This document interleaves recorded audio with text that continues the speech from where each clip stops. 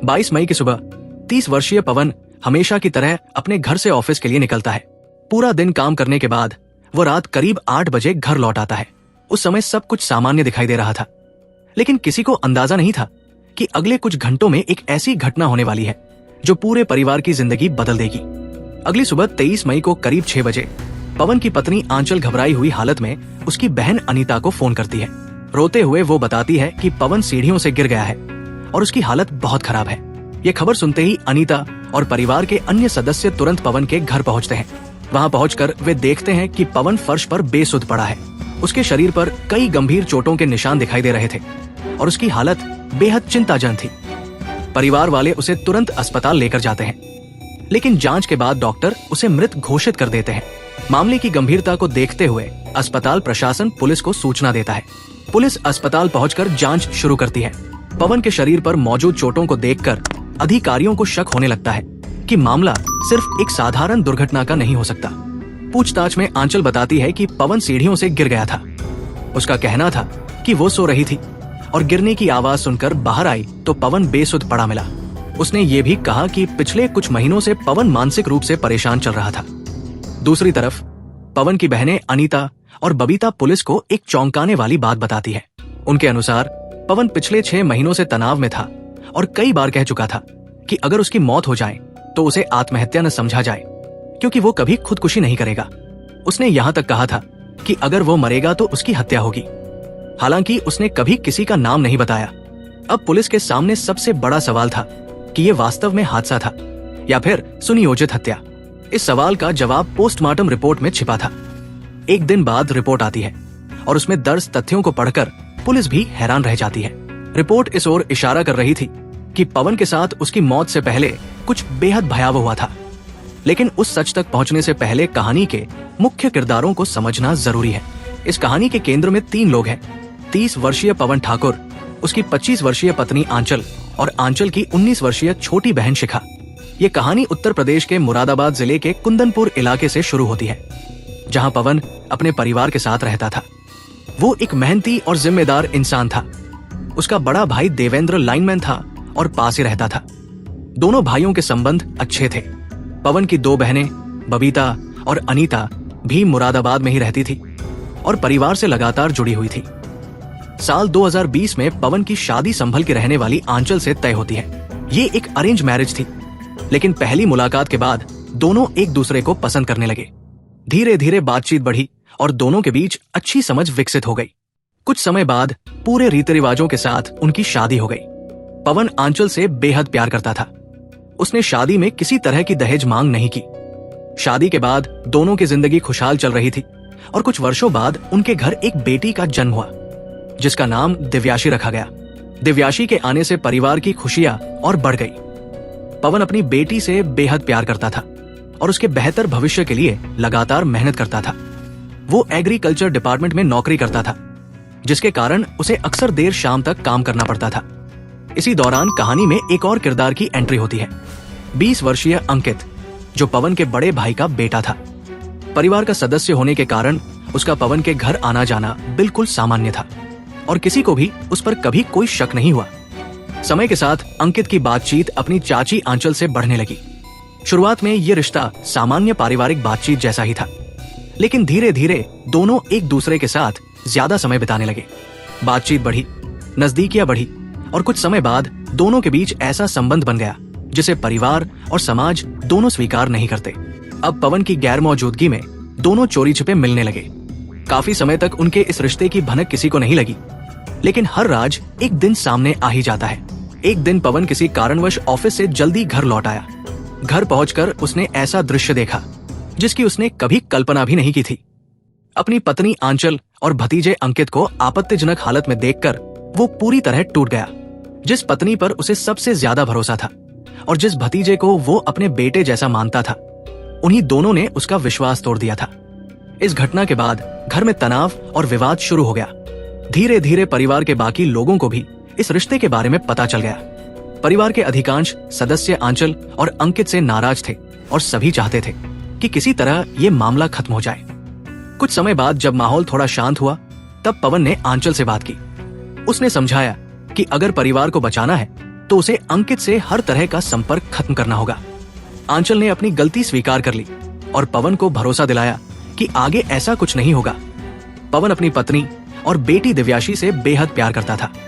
उसे लगा कि आंचल को अपनी गलती का एहसास हो चुका है, इसलिए उसने उसे माफ कर दिया। उसे उम्मीद थी कि समय के साथ सब कुछ फिर से सामान्य हो जाएगा, लेकिन ऐसा नहीं हुआ। कुछ ही समय बाद आंचल और अंकित फिर से संपर्क में आ गए। चोरी छिपे बातचीत शुरू हुई और उनका रिश्ता दोबारा पहले जैसा हो गया। जब पवन को ये बात पता चली तो वो पहले से भी ज्यादा टूट गया। इसके बावजूद उसने हार नहीं मानी। वो बार बार दोनों को समझाता रहा। परिवार, समाज, बेटी के भविष्य और रिश्तों की मर्यादा का हवाला देता रहा, लेकिन उसकी किसी भी बात का दोनों पर कोई असर नहीं हुआ। धीरे धीरे हालात और खराब होते गए। अब दोनों को न तो रिश्तों की परवाह थी और न ही पवन की भावनाओं की। लगातार चल रहे इस तनाव ने पवन को अंदर से तोड़ना शुरू कर दिया। एक तरफ उसकी पत्नी थी जिससे वो बेहद प्यार करता था, दूसरी तरफ उसकी छोटी बेटी थी जिसके लिए वो हर हाल में परिवार को बचाना चाहता था। लेकिन लाख कोशिशों के बाद भी वो कुछ बदल नहीं पा रहा था। आखिरकार वो चुप रहने लगा। वो सब कुछ सहते हुए अपने दर्द को भीतर दबाता रहा। हर गुजरते दिन के साथ घर में तनाव बढ़ता गया और पवनांचल का रिश्ता सिर्फ नाम भर का रह गया। इसी तनावपूर्ण माहौल के बीच पवन की मौत से लगभग 15 दिन पहले आंचल अपने मायके चली जाती है। जांच में सामने आई जानकारी के अनुसार वही उसने अपनी छोटी बहन शिखा से पवन को लेकर लंबी बातचीत की। बताया जाता है कि आंचल ने कहा कि वो अब पवन के साथ नहीं रहना चाहती और उससे छुटकारा पाना चाहती है। जांच के मुताबिक बातचीत के दौरान संपत्ति और भविष्य को लेकर भी चर्चा हुई। इसी दौरान आंचल ने कथित तौर पर शिखा को अपने पक्ष में करने की कोशिश की और उसे कई तरह के आश्वासन दिए। उधर शिखा की जिंदगी में अजय दिवाकर नाम का एक युवक भी था जिससे उसकी नजदीकियां थी। बाद में यही नाम इस मामले की जांच में सामने आने वाला था। जांच में सामने आई जानकारी के अनुसार धीरे धीरे शिखा भी इस योजना का हिस्सा बनने के लिए तैयार हो जाती है। इसके बाद जब वो पूरी बात अजय को बताती है तो बताया जाता है कि अजय भी इस कथित साजिश में शामिल होने के लिए राजी हो जाता है। यहीं से एक ऐसी योजना आकार लेने लगती है जो आगे चलकर पवन ठाकुर की मौत की गुत्थी का सबसे अहम हिस्सा बनने वाली थी। अब कथित तौर पर 4 लोग एक ही योजना का हिस्सा बन चुके थे: आंचल, अंकित, शिखा और अजय। जांच एजेंसियों के अनुसार इन चारों ने मिलकर पवन को रास्ते से हटाने की योजना तैयार की।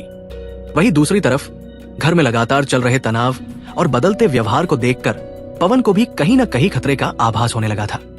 इसी वजह से उसने अपनी दोनों बहनों बबीता और अनीता को कई बार ये बात बताई थी कि उसे अपनी जान का डर है। उसने यहाँ तक कहा था कि अगर कभी उसके साथ कुछ गलत हो जाए तो उसकी मौत को सामान्य घटना या आत्महत्या समझने की गलती न की जाए। हालांकि उसने कभी किसी का नाम नहीं लिया, न उसने अपनी पत्नी पर सीधे आरोप लगाया और न ही अंकित का जिक्र किया। शायद उसे उम्मीद थी कि हालात कभी न कभी सुधर जाएंगे, लेकिन बाद में यही चुप्पी उसके मामले की सबसे बड़ी पहेली बन गई। खैर, जांच के मुताबिक योजना के तहत 21 मई को आंचल अपनी बहन शिखा के साथ वापस घर लौटती है। उस समय पवन अपनी बहन अनीता के घर गया हुआ था। घर पहुंचने के बाद आंचल पवन को फोन करती है। उसकी आवाज पहले से बिल्कुल अलग थी।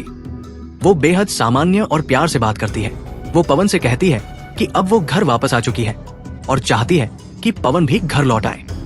पवन को ये व्यवहार थोड़ा अलग जरूर लगता है, लेकिन वो ज्यादा कुछ नहीं सोचता। रात करीब 10 बजे वो अपने घर पहुंच जाता है।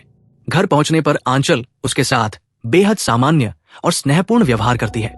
ये देखकर पवन को कुछ हैरानी जरूर होती है, क्योंकि पिछले काफी समय से दोनों के बीच रिश्ते ठीक नहीं चल रहे थे। लेकिन शायद वो यही मान लेता है कि आंचल को अपनी गलतियों का एहसास हो गया होगा और वो अपने रिश्ते को एक और मौका देना चाहती होगी। इसी सोच के साथ वो उस व्यवहार को नजरअंदाज कर देता है। उस रात तीनों साथ में खाना खाते हैं और फिर अपने अपने कमरों में सो जाते हैं। अगली सुबह यानी 22 मई को पवन हमेशा की तरह काम पर चला जाता है। पूरा दिन ऑफिस में बिताने के बाद वो रात करीब 8 बजे घर लौटता है। लेकिन जांच के अनुसार घर के अंदर पहले से ही कुछ और चल रहा था। बताया जाता है कि उस समय घर में आंचल, अंकित, शिखा और अजय मौजूद थे और सभी पवन के लौटने का इंतजार कर रहे थे। जैसे ही पवन घर के अंदर प्रवेश करता है, कथित तौर पर चारों उसे घेर लेते हैं। जांच के मुताबिक उसे काबू में करके बांध दिया जाता है ताकि वो किसी तरह का विरोध न कर सके।